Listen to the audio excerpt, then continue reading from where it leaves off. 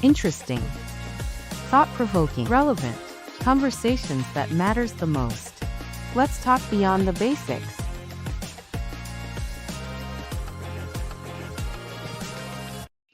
You know, I've been watching something happening around us and it's impossible to ignore. People today are very impatient. They want everything fast. Fast answers, fast results, fast success, all of it. And the irony is, which is also almost painful to observe, is that we live in a world where information is everywhere, yet so many people feel lost.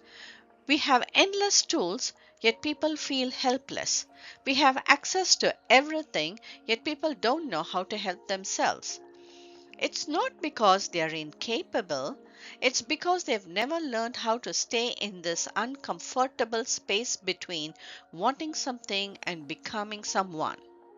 That space, the messy, chaotic, frustrating middle, is where resilience is built, and most people run from it. Today, I want to talk about that space because if you can learn to stay there, you become someone who cannot be shaken. Let's be honest, we've become a culture that worships shortcuts. If something is hard, we think it's wrong. If something takes time, we think we are failing. If something doesn't click immediately, we assume it's not for us. People want someone else to give them the answer. They want someone else to tell them what to do. They want someone else to remove the discomfort. But here's the truth. You cannot outsource your growth. You cannot delegate your resilience. You cannot borrow someone else's strength. You have to build it yourself. And the only place you can build it is in the space in between. The moment you want something like to learn a skill, to change a habit, to build a career, or improve a relationship, you are entering a gap. On one side is the desire, on the other side is the result, and in the middle, it's chaos, confusion, frustration, self doubt, and slow progress. You'll have moments where nothing makes sense, moments where you question yourself, moments where you want to quit. That middle zone is uncomfortable, it's unpredictable, it's humbling, and that's exactly why most people run from it. But here's the secret, that space is not a punishment, it's the training ground. It's where you grow, it's where you mature, it's where you become mentally strong and build resilience. If you avoid that space, you avoid your own evolution. Let's look into some real life examples. In this example, a lady accountant decides to switch to a different career path, say software user experience design. This is just an example, it could be into any different career path, okay?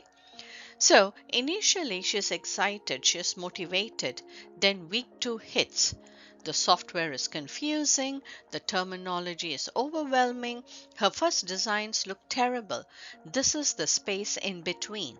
Most people quit here, not because they lack talent, but because they can't tolerate being a beginner again. But the ones who stay, they grow, they adapt, they build resilience, and eventually they transform. Now let's look into another example. Here's a teenager who tries many different hobbies. He tries basketball for 2 weeks, he tries piano for 1 month, he tries coding for 3 days. The moment it stops being fun, he quits. Why? Because he thinks frustration means failure. He thinks difficulty means he's not good at it. But every skill, every single one becomes frustrating before it becomes rewarding. This is the space in between. If they stay, they grow. If they quit, they stay the same. Let me give you another example, one that so many parents will recognize instantly. A teenager sits at the dining table with their homework open. The book is there, the notes are there, the online resources are there, everything they need is literally in front of them. But they're staring at the page, frozen, overwhelmed, not trying, not thinking, just stuck. And what does the parent do? They panic. Within minutes, they're calling tutoring centers, posting in parent groups, searching for best math tutor near me, asking friends for recommendations, trying to hire someone immediately to fix the problem. I need a math tutor right now. Do you know anyone who can start immediately? The teen hasn't even attempted the problem. They haven't tried to break it down. They haven't reread the instructions. They haven't asked a single question. They haven't even struggled yet. But the parent jumps in immediately, not because the teen needs help, but because the parent cannot tolerate watching their child be uncomfortable. And here's the truth. The teen isn't struggling with math. They're struggling with frustration, they're struggling with self learning, they're struggling with the space in between. But instead of letting them sit in that space for some time, instead of letting them self learn, instead of letting them figure out, the parent tries to remove the struggle immediately. They spoon feed the solution, they outsource the discomfort, they rescue too quickly. And what happens? The teen learns. If I wait long enough, someone will do it for me. If I look confused, someone will jump in. If I feel stuck, I don't have to try, I just have to signal distress. They internalize that not knowing or not understanding something immediately is dangerous and prefers to avoid it.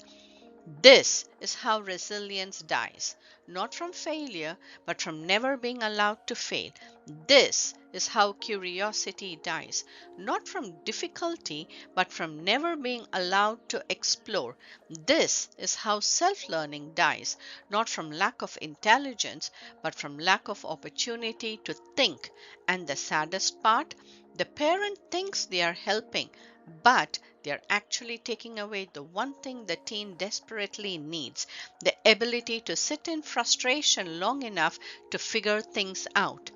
Because that's where confidence comes from. That's where maturity comes from. That's where self belief comes from. That's where resilience is born, not from being rescued immediately. Before we go deeper, I want to clear up a huge misunderstanding that's floating around everywhere today. When people keep saying, I can't focus, the world keeps telling them try meditation. But here's the truth said plainly. If you genuinely like what you're doing, if you're curious, engaged, and internally motivated, you don't need meditation to focus. Your mind naturally can focus. So here's the blunt truth. Meditation is not the source of focus, it's simply a supportive tool. Let me explain with a metaphor. Imagine curiosity as the engine. Curiosity is what turns the ignition, it's the spark plug. It's the thing that makes the whole system come alive. When you're curious, you don't have to force yourself to focus. You don't have to drag yourself through the task. You don't have to discipline your way into attention. Your mind naturally leans in because you want to understand, because you want to explore, because you want to figure things out. And that's the engine running on its own. Next, imagine focus as the movement. Focus is just the car moving forward. When the engine is on, movement is effortless. You don't think about it, you don't fight with yourself, you don't need tricks or hacks. You're simply in motion. But when the engine is off, that is when curiosity is dead. You can push the car, you can pull the car, you can meditate for an hour, but it's still not going to drive. That's why people feel exhausted trying to force focus. They are in fact trying to move a car with no engine. Now, imagine meditation as the maintenance. Meditation is like taking your car in for maintenance. It helps you calm the engine, reduce mental noise, return to the road when you drift. It helps to stay steady when emotions spike. But here's the key. Maintenance cannot replace the engine. Meditation cannot create curiosity. It cannot make you love something you don't care about. It cannot give you passion, interest, or meaning. It can help you stay calm.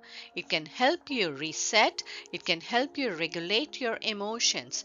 But it cannot make you want something. Only curiosity can do that. So, can meditation work without curiosity? Yes, but only in a limited way. Meditation can help you feel less overwhelmed. It can help you return your attention more gently. It can help reduce emotional reactivity. But meditation cannot create motivation, it cannot create interest, it cannot create passion, it cannot create meaning, it cannot make you enjoy the task, it cannot make you stay with something long term. Meditation supports focus, but curiosity sustains it. If curiosity is alive, focus becomes effortless. If curiosity is dead, focus becomes torture. That is why people quit. Not because they are weak, but because they are trying to move a car with no engine. Let's understand the psychology of resilience. Here's what's happening in your brain. The brain hates uncertainty. It interprets frustration as danger. It wants to escape discomfort. But when you stay, when you try again, when you stay curious, your brain rewires. That rewiring is resilience. Resilience isn't built in comfort, it's built in friction. Here's the mindset shift I want you to make. Stop chasing the outcome and start embracing the process. Don't avoid frustration, but rather expect it. Stop waiting for someone to give you the answer and start becoming the person who can find your own answers. The space in between is not your enemy, it's your teacher. So make this mindset shift now. Here's an example of the mindset shift. The example of a parent who teaches self study instead of rescuing immediately. Okay, now let's dive into the scenario. A teenager is frustrated with his homework. And what does this parent do? Instead of panicking and calling tutors, this mom understands the value of the space in between and that frustration is not a crisis and it's a classroom. Frustration means you're challenging yourself.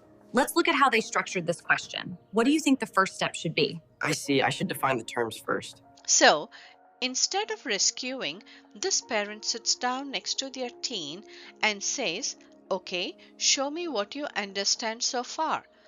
Not doing the work for them, not giving the answer, not spoon feeding, just guiding.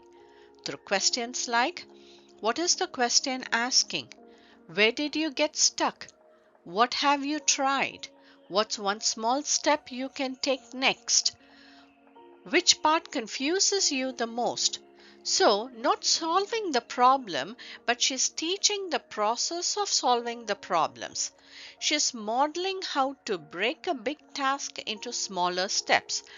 She's modeling how to reread instructions. She's showing how to use the textbook. She is using examples, asking to search for explanations. She is showing how to try, fail, and try again.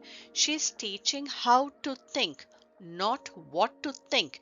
She's giving the teen space to struggle, but not alone, supported but not rescued, guided but not carried. And slowly the teen begins to lean in. He starts rereading the question. He starts connecting ideas. He'll start trying things. He'll start thinking. And then something very powerful happens. The teen realizes they can figure things out. They can tolerate confusion. They can sit in frustration without collapsing, and they can self learn. This is how confidence is built, not from getting the right answer, but from learning the process of finding it.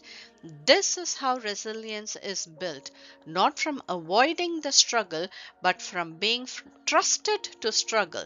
This is how curiosity is built, not from being spoon fed, but from being invited to explore. And the parent, they didn't hire a tutor, they didn't outsource the problem, they didn't panic. They simply allowed their child to enter the space in between and stay there long enough to grow. Now, here's the takeaway. Here's what I want you to try, not as a task, but as a shift in attitude. Change your relationship with frustration. Stop treating frustration as a signal to quit, and rather start treating it as information, as feedback, and as part of the growth process. The next time you feel stuck, confused, irritated, or tempted to switch tasks, pause and say, this is the space in between. This is where I learn. This is where I grow. Observe your frustration, study it, learn from it. Stay with it long enough to understand what it's trying to teach you. Because the moment you stop running away from frustration and start embracing it with intention, your tolerance grows, your resilience grows, your confidence grows, and slowly you become someone who is not afraid of the unknown. Now, that's the real transformation.